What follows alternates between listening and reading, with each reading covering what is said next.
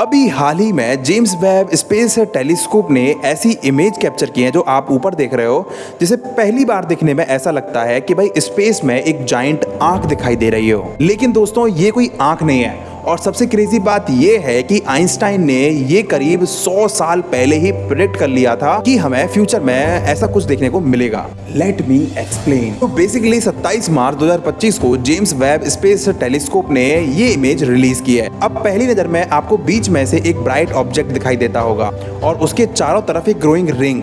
तो सवाल ये उठता है कि ये रिंग आखिर आई कहां से है, लेकिन असल में ये हमें दो गैलेक्सीज दिखाई दे रही हैं। अब इसके पीछे एक दूसरी गैलेक्सी मौजूद है, और उस दूर वाली गैलेक्सी से निकलने वाली जो लाइट है जब अर्थ की तरफ आती है तो उसे बीच वाली मैसिव गैलेक्सी के ग्रेविटेशनल फील्ड से होकर गुजरना पड़ता है, और ग्रेविटी उस लाइट का रास्ता बेंड कर देती है। यानी पीछे वाली गैलेक्सी की लाइट हमें सीधे नहीं मिलती है, बल्कि कर्व पाथ से होकर हमारी तरफ आती है। और जब ये लाइट अलग अलग डायरेक्शन से हमारे पास पहुंचती हैं तो हमें एक ग्रोइंग रिंग की तरह दिखाई देती हैं। इसी फिनोमिना को हम कहते हैं आइंस्टाइन रिंग।